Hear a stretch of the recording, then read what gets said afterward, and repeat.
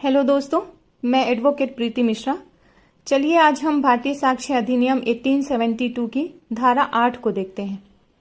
लेकिन इससे पहले कि हम धारा 8 को देखें, पहले हम धारा 8 में समाहित कुछ शब्द जैसे कि हेतु अर्थात मोटिव, तैयारी, पूर्व या पश्चात का आचरण और साथ ही पक्षकार कौन कौन से होते हैं, इन सभी को अच्छे से समझ लेते हैं, जान लेते हैं।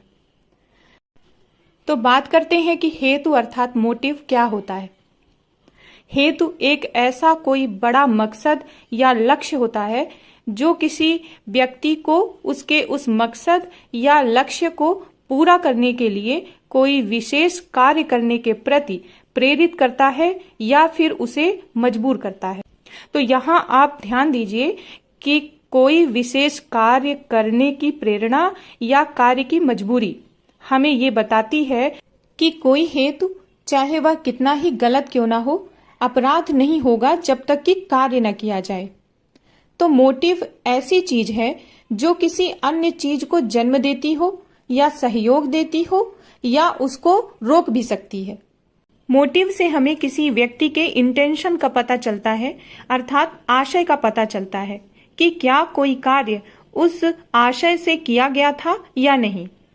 क्योंकि ऐसी व्यक्ति के अंदर कोई कार्य करने के लिए सबसे पहले उसका कोई विशेष मकसद या लक्ष्य पैदा होता है और तब वह व्यक्ति उस कार्य को करने के लिए उसी आशय से आगे बढ़ता है और कार्य को करता है।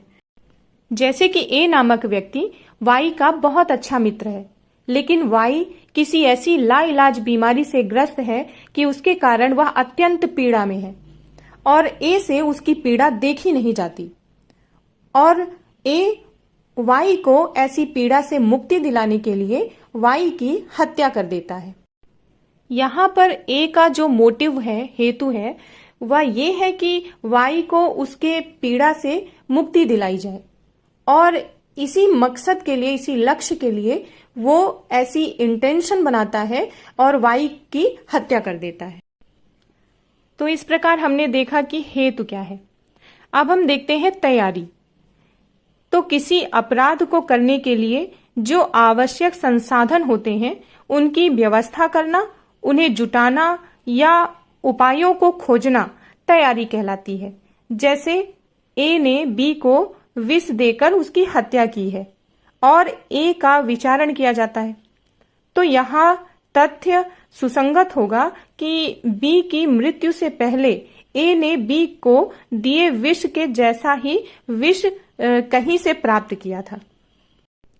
अब आते हैं आचरण पर कि आचरण क्या है।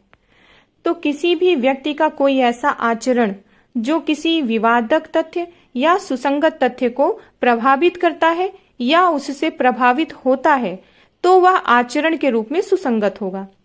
और साथ ही इसमें ऐसे व्यक्ति का भी आचरण सुसंगत होता है जो पीड़ित है, जिसके विरुद्ध कोई अपराध किया गया है, और ये आचरण चाहे घटना के पूर्व हुए हों या फिर पश्चात के हुए हों, सुसंगत होंगे।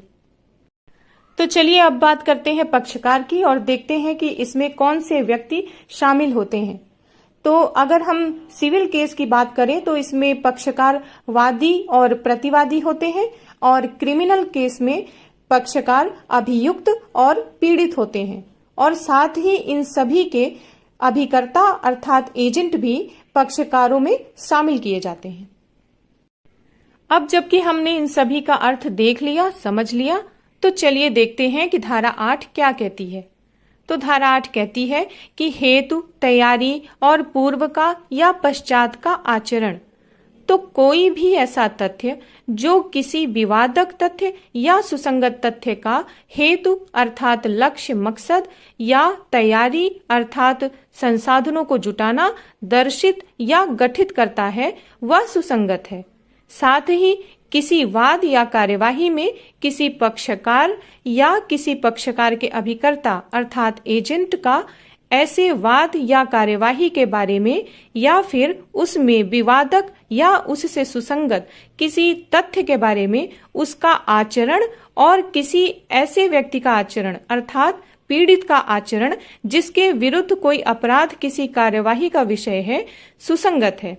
यदि ऐसा आचरण किसी विवादक तथ्य या सुसंगत तथ्य को प्रभावित करता है या उससे प्रभावित होता है, चाहे वह उससे पूर्व का हो या पश्चात का। और इस धारा के स्पष्टीकरण को भी हम देख लेते हैं।